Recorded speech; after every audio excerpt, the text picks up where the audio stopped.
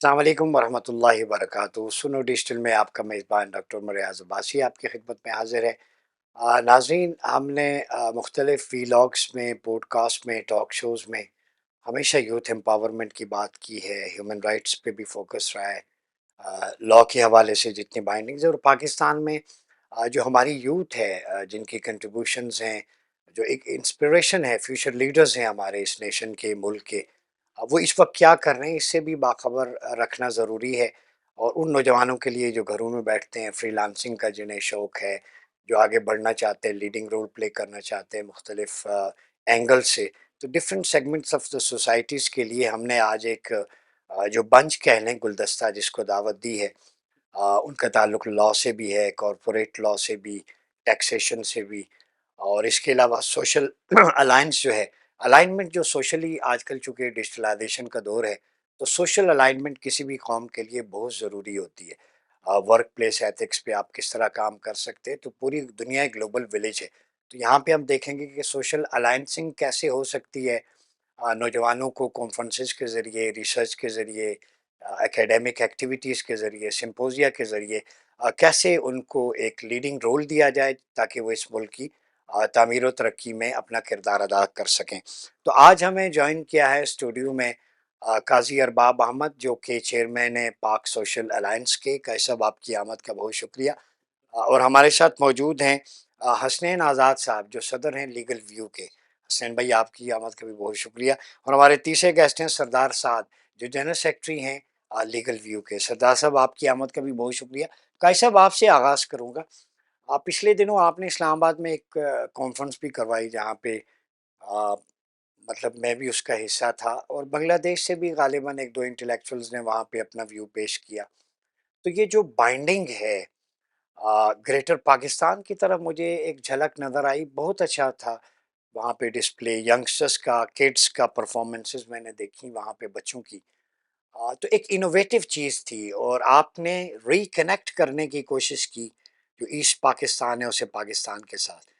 और वहाँ के जो मैंने इंस्पिरेशन और पैशन देखा, मोहब्बत देखी पाकिस्तान के लिए, तो यूथ का भी ज़ाहिर है एक पर्सपेक्टिव ये भी है कि हम कैसे दोबारा मिलें। तो एक तो मुझे वो लगा कि गालिबन हिंदुत्व की फ़िलॉसफ़ी कहीं ख़लीज बंगाल में डूबती नज़र आ रही है। तो ऐसे इवेंट्स और इस तरह यूथ को मोबिलाइज़ करना, पाकिस्तान इस्लामिक रिच कल्चर के बारे में बताना, क्या समझते हैं आपकी कितनी मौसर एक्टिविटीज़ हैं ये? बिस्मिल्लाहिर्रहमानिर्रहीम। सबसे पहले तो मशकूर हैं आपने हमें मदऊ किया, और बिलखसूस के आपने एक इकबाल के उस शेर की पैरवी की कि न जो जवानों को पीरों का उस्ताद कर। तो आपने यंग यूथ को एक पावर में लाने के लिए आपकी बहुत कोशिशें हैं। आपने जो बात की रिसेंट इवेंट की, और एक बड़ी खूबसूरत बात आपने कि हमने बांग्लादेश और पाकिस्तान, तो देखें तकसीम का एक जो अमल शुरू हो चुका है पिछले कुछ अमल से, वो एक बड़ा ख़तरनाक अमल है पोलराइजेशन का। तकसीम का। हमारा इस वतन अज़ीज़ का बेसिक ऑब्जेक्टिव ही था ला इलाहा इल्लल्लाह। और ला इलाहा इल्लल्लाह एक ऐसा ब्रॉडर आप उसको बोलें कि वो अम्ब्रेला है कि जिसके नीचे हर अल्लाह रब्बुल इज़्ज़त की वहदानियत का इकरार करने वाला एक जगह पे मुत्तहिद है। जैसे कि हमारे नबी सल्लल्लाहु अलैहि वसल्लम का जो फरमान है कि किसी एक को तकलीफ़ होगी तो वो पूरी उम्मत मुस्लिमा की जो तकलीफ़ है उसका मफ़हूम है। लेकिन अफ़सोस के साथ कि कुछ माज़ी से ऐसे एक अमल हमें देखने को नज़र आए कि जिसमें तक़सीम किया गया ना, जो लोगों को वतन तक़सीम हुए। हम हमारी ये काविश है कि चाहे कोई यहाँ से उस कोई पार भी है दुनिया के, हमारे साथ वो कनेक्ट हो अल्लाह रब्बुल इज़्ज़त की जो दानियत के नाम पे, उस ज़ात के नाम पे। हमारा मकसद ये है कि हम एज अ यूथ, कि वो इकबाल ने फरमाया ना कि वो तो थे आबाद तुम्हारे, मगर तुम क्या हो, हाथ पे हाथ धरे मुंद तजे फरदा हो। हमारा अब अफसोस ये है कि हम इंतज़ार में है कि कोई और आएगा और वो बदलेगा। नहीं, हम ये चाह रहे हैं, हम यंगस्टर्स के हम ही وہ فرض جو نبھائیں کہ جو ہمارے اسلاف نے نبھایا ہے، اور ہم اللہ رب العزت کے ہاں سرخرو ہو سکیں. تو ہم ایک یونٹی اور پاک سوشل الائنس کے تحت بھی ہمارا مقصد یہی ہے کہ جو یونائٹ ایک ہو کے متحد ہو کے ہم بیسٹ جو گولز ہیں اپنے اس وطن عزیز کے لیے، اپنے مسلم امہ کے لیے ہم اچیو کریں. حسنین صاحب آپ کی طرف آؤں گا. لا ہے آپ کا ظاہر ہے ایکسپرٹیز ایریا آف اسٹڈی، آپ غالباً پنجاب یونیورسٹی سے کر رہے ہیں. تو ایک تو بتائیں لا میں آئے ہیں تو کس انٹینشن سے آئے ہیں؟ رول آف لا کی ہم پاکستان میں بھی بات کرتے ہیں، آل اوور سوشل جسٹس کی، ریٹریبیوٹیو جسٹس ہے، ڈسٹریبیوٹیو جسٹس ہے. تو آپ کی انٹینشنز کیا ہیں فیوچر میں؟ لا کی ڈگری حاصل کر کے آپ کیا کنٹریبیوٹ کرنا چاہتے ہیں پاکستان کے لیے؟ اچھا، بیسیکلی لا میں آنے کا مقصد یہ ہے، لا ایک ایسا میکانزم ہے، آپ کو کسی بھی ایکسپیکٹ میں چلے جائیں، آپ کی فیملی لائف ہو، پولیٹیکل لائف ہو، ریلیجیس لائف ہو، ہر طرح سے لا آپ کو گورن کرے. آپ کی سوسائٹی کو، آپ کی اکنامکس کو، آپ کی پولیٹکس کو، ہر جگہ پہ آپ کو کہیں نہ کہیں پہ لا لازمی ملے گا. اور لا ایک ایسی فیلڈس ہے جس میں آپ کو چوز کر کے یہاں پہ آنے کا ایک بیسک اسپرٹ آنے کا یہ ہے کہ یہاں پہ آ کے لوگوں کو سرو کیا جا سکے، کیونکہ لا ایک ایسا میڈیم ہے، آپ ان لوگوں کو ریپرزینٹ کر رہے ہوتے ہیں کورٹ آف لا میں جن کے ساتھ کوئی نہ کوئی زیادتی ہو چکی ہوتی ہے، جو انڈر پریویلیجڈ کلاس ہوتی ہے، ان کو ہم بیسیکلی کورٹ میں جا کے ریپرزینٹ کر رہے ہوتے ہیں. اور اس ٹائم پہ میرا جو بیسک ایریا آف پریکٹس ہے وہ ٹیکس لا ہے.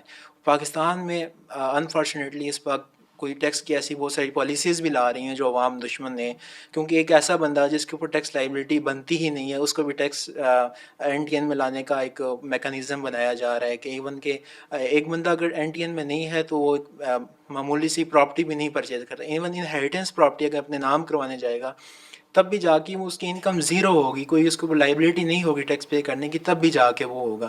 اس کے بعد ہمارے پاکستان میں جو بیسک نیسیسٹیز ہیں، ایک ہم سپر بسکٹ لیتے ہیں تو اس کے اوپر بھی ٹیکس لگایا جاتا ہے، حالانکہ بیسک نیسیسٹیز کے اوپر ٹیکس وغیرہ کی کوئی وہ لاجک نہیں بنتی.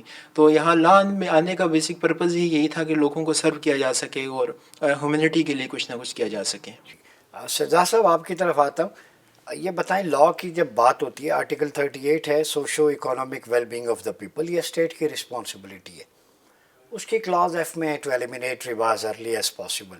اکثر ہم ڈسکس کرتے ہیں کہ 60 سال ہو گئے یہ قانون بنے ہوئے اور ایز ارلی ایز پاسبل کا اتنا غلط استعمال ہم نے کبھی نہیں دیکھا. ابھی تک سود ختم نہیں ہوا، 2028 تک کب انہوں نے کہا. تو اس کے علاوہ قانون میں اسلامک پروویژن کسی حد تک ہیں، چونکہ آپ ہیومن رائٹس کی بھی بات کرتے ہیں، آپ کا ایریا ہے. یہ بتائیں بلاسفیمی لا یا بہت ساری چیزیں ہیں اس کے حوالے سے جب قانون میں ڈیفائن ہو گیا ہے اور no one is allowed to take the law in his hand, individual کو نہیں کرنا چاہیے بالکل. اور اس کی پروسیڈنگز ہیں، پروسیجر لا ہے اور سبسٹینشل لا. سبسٹینس تو قرآن و سنت ہے، اجماع ہے کہ آپ صلی اللہ علیہ وسلم کی حوالے سے کوئی بات ہو یا defiling of the holy Quran 295(8) آپ کو بہتر مجھ سے پتہ ہے، میں تو لا کا طالب علم نہیں ہوں، چند چیزیں آپ کے سامنے رکھ رہا ہوں. تو قانون کی موجودگی میں قانون کا غلط استعمال ہونا معاشرے میں اور قانون کی موجودگی میں ان چیزوں کا نہ ختم ہونا آئے روز. کبھی ابھی 2-3 دن پہلے کی بات ہے، ایک گاربیج سے میرے خیال میں پیکٹ قرآن مجید کے جو ہے وہ اوراق برآمد ہو. یہی ہمارے آفس کے ایک رپورٹر تھے، انہوں نے اس کو رپورٹ کیا، بتایا کہ انفارچونیٹ سی سی ٹی وی ہر جگہ نہیں ہوتا. کیا وجہ ہے؟ عدالتیں فیصلہ نہیں دیتی، جج گھبراتے ہیں، عوام میں اویئرنیس نہیں ہے، کیا اس کو آپ کیسے دیکھتے ہیں؟ جی، یہ آپ نے بہت ہی اچھا پوائنٹ ریز کیا ہے بلاسفیمی کے حوالے سے. موسٹلی ہمارے یہاں پاکستان میں دیکھا جائے نا تو آپ دیکھیں گے کہ آئے دن کوئی نہ کوئی ایک واقعہ نظر آتا رہتا ہے جہاں پر کوئی بھی بلاسفیمی کا ایک ایکٹ ہوتا ہے اور اس کو عوام اپنے ہاتھوں میں لیتے ہوئے کوئی نہ کوئی جو ہے نا حادثہ کر گزرتی ہے. تو قانون نے ان چیزوں پہ بہت واضح جو ہے نا اپنا لا پاس کیا ہوا ہے.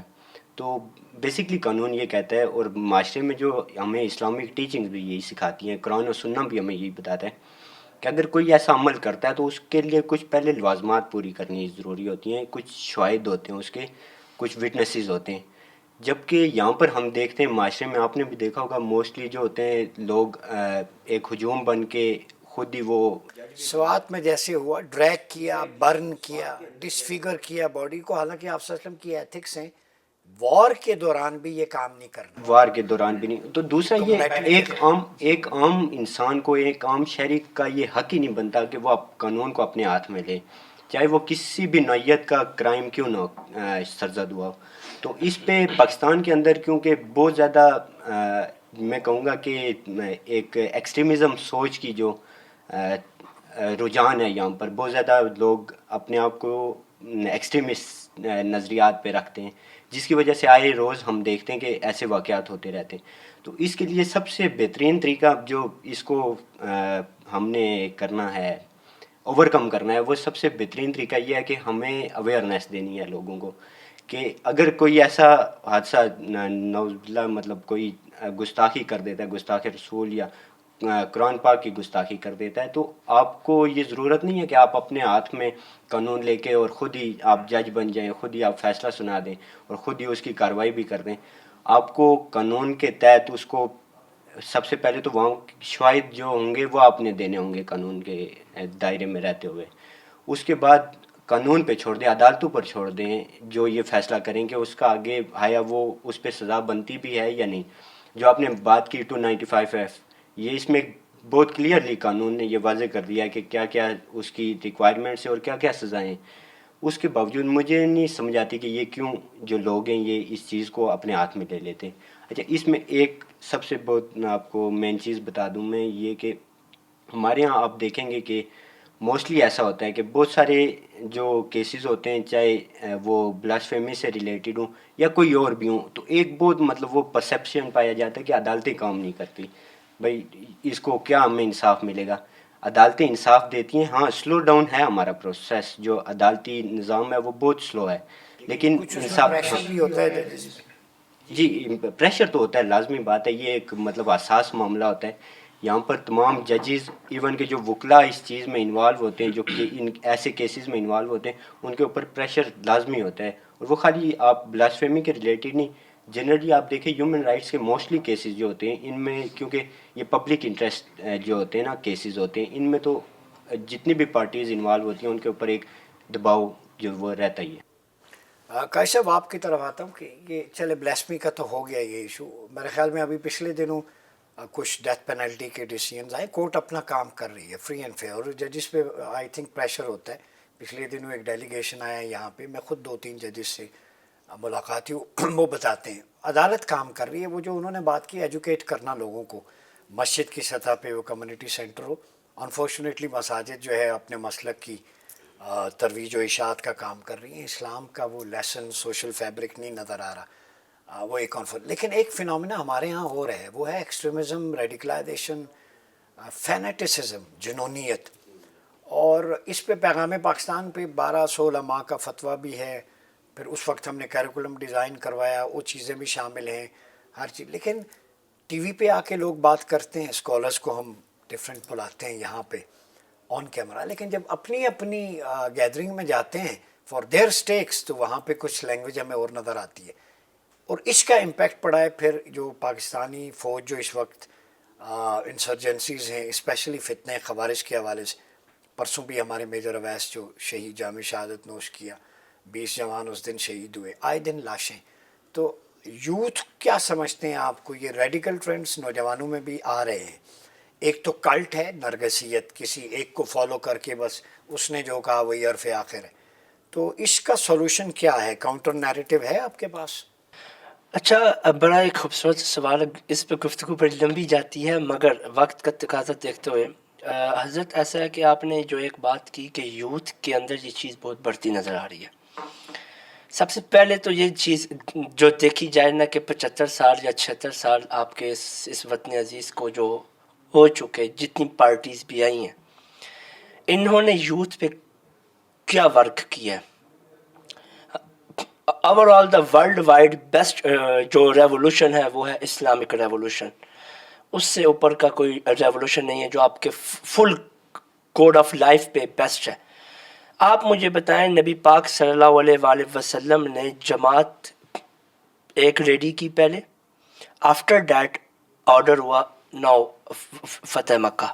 مردم سازی کے بعد پورا ایک جماعت ریڈی ہوئی، بیسٹ ایک جو پیپل کی کریم ریڈی ہوئی، اس کے بعد پھر ایک ایکٹ ہوا. ہمارے ہاں جو آپ نے بات کی کہ جوان کسی کے پیچھے لگ جاتے ہیں، یوز ہو جاتے ہیں، اس وقت کی ہماری اگر مجھ سے پوچھتے ہیں ایز اے ینگ، تو میں اپنی اس ملک کی یوتھ کی ویسٹیج کی وجہ بھی یہی بتاؤں گا کہ ہم بغیر سوچے سمجھے کسی کی جو بھی فالوئنگ ہوتی ہے اس میں لگ جاتے ہیں. جبکہ اور اس میں پارٹیوں کا بھی رول بہت رہا ہے کہ انہوں نے 21 سال 20 سال یوتھ کو جو لگائے رکھا، لیکن انہوں نے بیسٹ بیوروکریٹس نہیں پیدا کیے، انہوں نے بیسٹ اسلامک ایک اسکالرز نہیں پیدا کیے، انہوں نے ایک بیسٹ انٹلیکچوئل جو مائنڈس نہیں. مردم شماری ہو رہی ہے، مردم سازی نہیں ہو رہی. یس، انہوں نے جسٹ یوتھ کو یوز کیا اور پھینک دیا. اور یوتھ بھی ہماری انٹلیکچوئل نہیں ہے. آپ کے ہاں جو سالوں سال ہزاروں بچے میٹرک اور 12ویں سے ٹاپ جو 1000 نمبر لے کے نکلتے ہیں، بٹ آپ کے پاس آؤٹ پٹ نہیں آ رہا. کیوں؟ نمبر وہ بھی کوانٹٹی ہے، کوالٹی نہیں ہے. دس از دا ایکچوئل ریزن. آپ کے ہاں ریسرچ کا فقدان ہے، آپ کے ہاں انٹلیکچوئل جو مائنڈز ہیں ان کا فقدان ہے. تو پھر جب ایک بچے کو آپ ریڈی نہیں کریں گے، جنریشن کو ریڈی نہیں کریں گے، اس کو ایک لو لیول سے آپ اس کی ذہن جو سازی اکارڈنگ ٹو دا پرنسپل اور ایکچوئل اسپیکٹ آف اسلام نہیں کریں گے، تو پھر آپ کے پاس غلط ہی جو نتائج جائیں گے. تو ایکسٹریمزم صرف آپ کے پاس بلاسفیمی میں نہیں ہے، ہر جگہ ہے. آپ کے پاس سب جگہ پہ. ایک مائنڈ سیٹ، ایک سوچ ہے. ہمارے اندر یہ برداشت نہیں ہے کہ ہم اپنے کسی ساتھی کی بات کو بھی برداشت کر سکیں، جبکہ اسلام کا تو حسن ظرف ہے اسلام لینینٹ ہے. کہ آپ نے گفتگو، آپ کا اختلاف تو ایک گفتگو کا حسن ہے، اسی سے تو آپ سیکھتے ہیں. کولیکٹیو وزڈم جنم لیتی ہے. میں اسی کی طرف آتا ہوں. میں حسنین بھائی کو بھی شامل کر لوں. حسن بھائی، یہ جو ہم کہتے ہیں نا، ہم 4 لوگ بیٹھے ہیں یہاں پہ، تو چاروں کی گفتگو کا مختلف اینگل ہوگا، اس سے کولیکٹیو وزڈم آتی ہے، مختلف ورائٹی ہے، ڈائیورسٹی، اور یہ حسن ہے. ایک پھول رکھ دیں، ایک خوشبو ایک رنگ ہوگا. بنچ رکھ دیں، مختلف خوشبو ہیں، مختلف رنگ. تو یہ تو انکلوسیو ماڈل ہے. ٹھیک ہے، اختلاف رائے سٹف سے ہونا چاہیے، کسی کے نظریے سے، فکر سے، ذات سے نہیں ہوتا. میں اس سے ہٹ کے ایک پوچھوں گا کہ آپ جو ہے finally last but not the least اس پہ بتا دیں، کیونکہ لاس ہے اس وقت جو 57 اسلامک کنٹریز ہیں، وہ نیشن سٹیٹس ہیں جیسے پہلے ہم نے بات کی. نہ بدلیں اپنی باؤنڈریز، اپنا ملک، کرنسی اپنی رہے، سارا کچھ، لیکن 2 چیزیں تو اکٹھی ہو سکتی ہیں. ایک آپ کا فارن پالیسی اور ایک آپ کا ڈیفنس. اس وقت نیٹو مل کے مار رہا ہے نا. اب یہ اسرائیل دیکھیں، غزہ میں گریو یارڈ بنا دیا اوپن ایئر. تو آپ کیا سمجھتے ہیں سولوشن کیا ہے کہ پاکستان میں وہ پوٹینشیل ہے کہ مسلم ورلڈ کو امہ میں کنورٹ کر سکے، یا خلافت کا بیس کیمپ وہ سٹرکچر دے سکے؟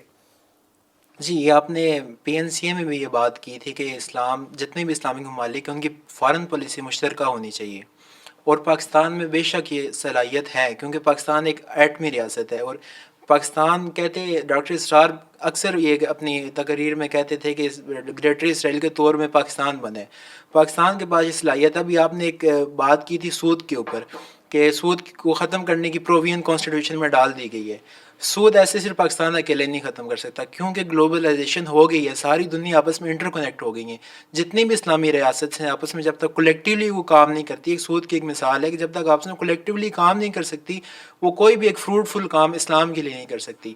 تو پاکستان کے پاس بھی یہ صلاحیت ہے کہ تمام امت مسلمان کے جتنے بھی 57 اسلامک ممالک ہیں ان کو آپس میں جوڑے، ان کی مشترکہ فارن پالیسی اپنائے. ابھی بھی جو 57 اسلامک ممالک کی فوج ہے، اس کے جو سربراہ ہے وہ پاکستان کے ایکس آرمی چیف ہیں. اور پاکستان ہی کے پاس وہ صلاحیت ہے کہ جو آگے فیوچر میں اسلام کی ڈیولپمنٹ کے اوپر کام کرے گا، اسلام کی فارن پالیسی کو آپس میں مشترکہ بنائے گا. بہت شکریہ حسنین بھائی، سعد بھائی، قائد صاحب، آپ کی آمد کا بہت شکریہ. ناظرین، سوشل الائنس، پاک سوشل الائنس ہو یا لیگل ویو ہو، ان کے ریپریزنٹیٹیو سے ہم نے بات کی. یہ فیوچرز ہیں، یہ پاکستان کا فیوچر ہے. لیڈرز ہیں ایمرجنگ اپنی اپنی فیلڈ کے اندر. They are not disappointed. یہ ایک چیز ہے کہ جب آپ یوتھ کو دیکھتے ہیں کہ وہ ڈی میرٹس پہ بھی بات کرتی ہے، فیوچرسٹک اپروچ کے ساتھ آگے جانے کی بات کرتی ہے. چونکہ ہمارے یہاں ایک ٹرینڈ ہے کہ 1000 میں سے 998 نمبر لے لیے لیکن ٹیسٹ انٹرویو کے لیے آتے ہیں تو ایک لائن نہیں لکھ سکتے. لیکن یہ وہ یوتھ ہے، یوتھ کا ایک آسپیکٹ، ایک چہرہ یہ ہے. میجورٹی میں ایسے لوگ بھی ہیں جن کو پتہ ہے کریٹیوٹی کیا ہے، کریٹکس کیا ہیں، ڈی میرٹس کیا ہیں، اور آگے اس کو ڈائگنوسٹک، پریڈکٹیو اور فیوچرسٹک اپروچ کے ساتھ لے کے چلنا ہے. میں نوجوانوں کو یہی کہوں گا کہ ڈسکرپٹیو انالیسس یا انالیٹک اپروچ صرف وہی کافی نہیں ہے، وہ تھیوریٹیکل ہے. پریکٹیکل بننا ہے تو پہلے ڈائگنوز کریں، پھر پریڈکٹ کریں، پھر فیوچرسٹک انوویٹیو نئے آئیڈیاز لے کے آئیں. جو ہم نے اپنے پارٹیسپنٹس میں دیکھا سب کا اتفاق ہے. اور خوشائند بات یہ ہے کہ جو میں نے کویشچن پٹ کیا یہاں، بڑے بڑے اسکالرز آتے رہے، وہ اس طریقے سے شاید وہ اس کو سالو نہیں کر سکے. بلیسمی کا ایشو تھا. تو جیسے ساز صاحب نے بات کی، یہ خوشائند بات ہے کہ ہمارے لائرز میں اسلامک پروویژنس کے حوالے سے نالج بھی ہے، اور وہ سمجھتے ہیں کہ اس کو وزڈم کے ذریعے، ایجوکیشن کے ذریعے ٹریٹ کیا جائے. جوڈیشری کے رول پہ ہم نے بات کی، اور پھر قائد صاحب نے جیسے پاکستان کے پاس جو پوٹینشیل ہے اس کو آگے کیسے لے کے چلنا ہے. حسنین بھائی نے جیسے لاء کا شعبہ کیوں آپ نے اڈاپٹ کیا، آگے ٹیکسیشن پہ بات ہوئی کہ ظالمانہ ٹیکسوں کی ہم پبلک کو فیسیلیٹیٹ کریں. یہ پازیٹیو سوچ ہے، یہ ہمارا ایسٹ ہے جو پاکستان کو آگے لے کے چل سکتا ہے. اپنا بہت خیال رکھیے گا. اپنے میزبان ڈاکٹر عمر ریاض عباسی کو اجازت دیجیے. اللہ حافظ.